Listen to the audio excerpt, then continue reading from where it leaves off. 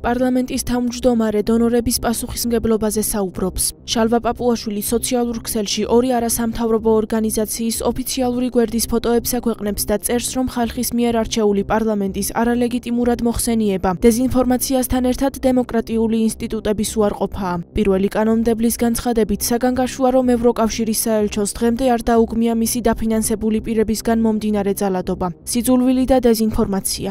ხალხის მიერ არჩეული პარლამენტის არალეგიტიმურად მოხსენიება დეზინფორმაციასთან ერთად დემოკრატიული ინსტიტუტების უარყოფაა. დემოკრატიის არაღიარების მიზანი კი ექსტრემიზმისთვის იდეოლოგიური ბაზის და მოჩვენებითი ლეგიტიმაციის შექმნაა.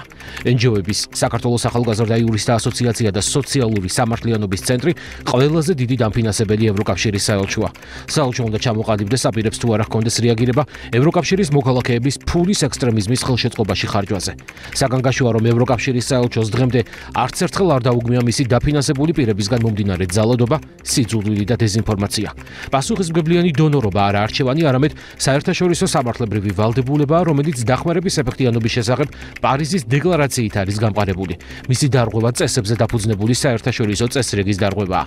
PS სპეკულაციის გამოსარიცხად აქვე ვიტყვი, რომ ეს არაა ცუდად საუბარი ან თავდასხმა, არამედ ლეგიტიმური კრიტიკა, რომელსაც პასუხი სჭირდება. ჩვენ არალეგიტიმურს უწოდებთ პარლამენტს, ძალიან ბევრი თვეა საიას პოზიცია აბსოლუტურად თანხმედრა შორის ჩვენ პოზიციასთან. დავალების მიმცემის პასუხისმგებლობა, დავალების მიმცემის და შესაბამისად დამფინანსებლის და მინიმალური პასუხისმგებლობა, რომ ამაზე რეაქცია მაინც უნდა გქონდეთ, მაგრამ არაფერი აღარ გვიკვირს, იმიტომ რომ მათ თავიანთი რეალური სახე უკვე ესე ვთქვათ გაშიფრეს და აღარ მალავენ ამ ყველაფერს, რომ ღიად და პირდაპირ ერევიან ჩვენ შიდა პოლიტიკურ საქმეებში ესეთი აგენტურული ესე ვთქვათ ქსელის ინსტრუმენტებით, როგორიც არის საია და სხვა ვითომ არასამთავრობო ორგანიზაციები. ეს არის პირდაპირ არა ქართული ოცნების, არამედ სახელმწიფოს და 1.200.000 ადამიანის შეურაცხყოფა, რაც არის კატეგორიულად მიუღებელი და განსაკუთრებით მიუღებელია, როდესაც ეს ორგანიზაცია აკეთებს ამ ყველაფერს, რომელიც ფინანსდება ევროკავშირიდან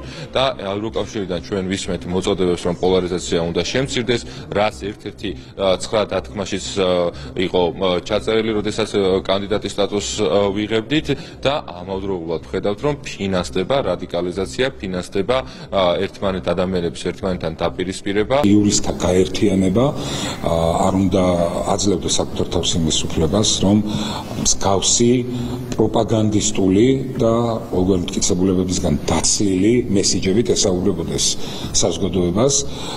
ძალიან კარგად იცის საიამ, ის ესწრებოდა არჩევნებს და აკვირდებოდა მას, რომ რა თქმა უნდა არჩევნები ჩატარდა მაღალი დემოკრატიული პრინციპით და ერთი მტკიცებულებაც, ხირეული მტკიცებულებაც ვერ იქნა წარმოდგენილი არჩევნებთან დაკავშირებით პროკურატურაში მიმდინარე გამოძიების ჭრილში. ყველა ვინც აფინანსებს ასეთ პოლიტიკას კონკრეტული არასამთავრობო ორგანიზაციის ცხადია, რომ პასუხისმგებლობაც უნდა აიღოს.